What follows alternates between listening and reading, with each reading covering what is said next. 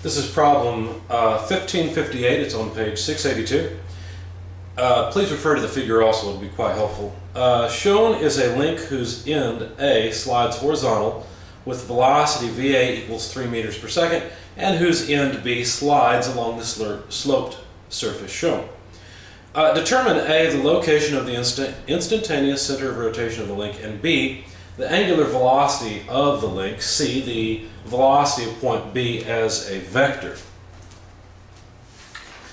Okay, this is actually an interesting problem because instead of using the normal relative velocity equation like the book usually does, they've switched over to instant centers, and that's probably because instant centers are a very powerful method of solving problems like these. Let me sketch part of the problem over here. Let's see, the angle of that incline is 45 degrees.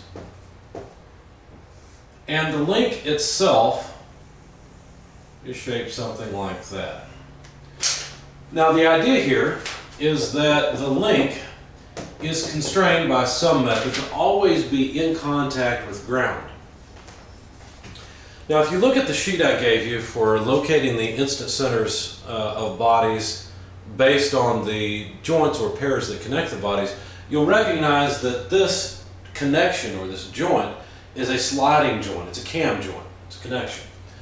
And what you know, if we call ground body 1 and the link body 2, what you know is that the instant center between body 1 and body 2 is not necessarily at the contact point.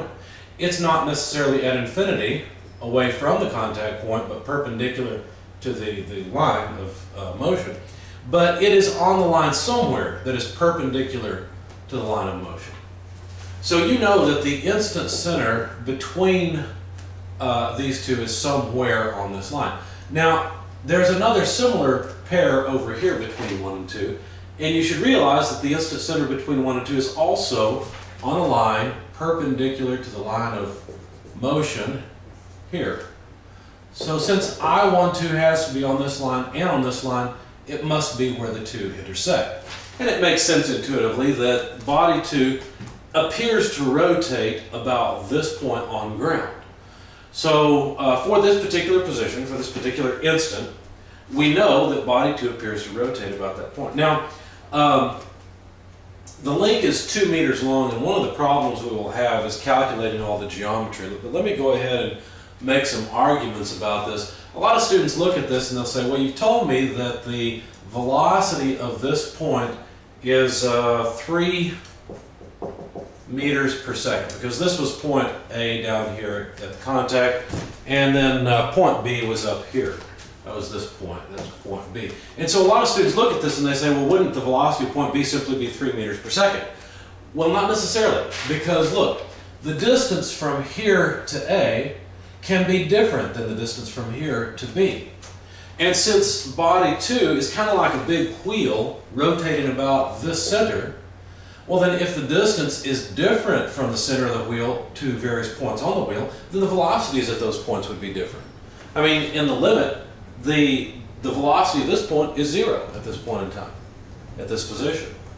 And so what we really need to know are these lengths, because what we'll have to do is calculate the angular speed of body 2 about this point, and then use that angular speed to calculate the velocity of B. So basically, we're going to need this height and we're going to need that length. What I did in order to solve this, I went ahead and used geometry to solve it. I won't go through the details. You could sketch this in SolidWorks. You could do all sorts of things to solve the geometry.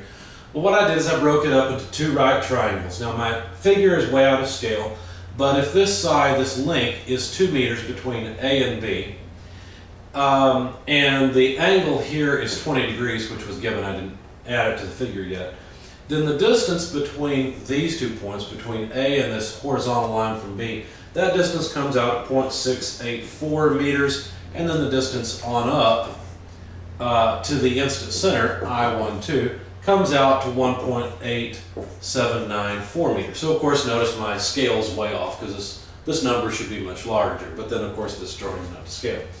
But once you know that, you can also come up with this distance if you want it, but what we're really after is this distance. That comes out to 2.6579 meters. And you don't even have to know this distance. The reason is because it turns out that this angle here will be a 45-degree angle. So all you need is a height that's the same as here, and so you can easily get the hypotenuse of that triangle from I12 to B. So what we really need to know is I12 to A is equal to the total distance here, 1.8794 plus 0.684. And I didn't calculate that. That's an intermediate result for me. But the distance between I12 and B is just this 2.6579 meters. Okay, to get the angular speed of the length of body 2, then what we're going to do is realize that basically body 2 is acting like a wheel. There's the center, there's I12, where let's say that point A is down here. Now point B would not be here, right? Because this distance is the sum of these two, the 1.8794 plus 0.684. In fact, let me give you that number. I didn't write it down on my sheet, but it would be useful to contrast the distances. So 0.684, that distance is 2.5634. And these are all meters, so I won't bother writing down the units. But anyway, if we want to get the angular speed and we know the velocity of A, then getting the angular speed is pretty straightforward, right? Because it's just related to that distance. So the velocity of A is equal to the distance between I12 and A multiplied by omega 2. And so if we want omega 2, all we have to do is divide the velocity of A by the distance between I12 and A. And so that's easy. The velocity is 3 meters per second. The distance between I12 and A is 2.5634 meters. The meters go away, we'll have radians per second.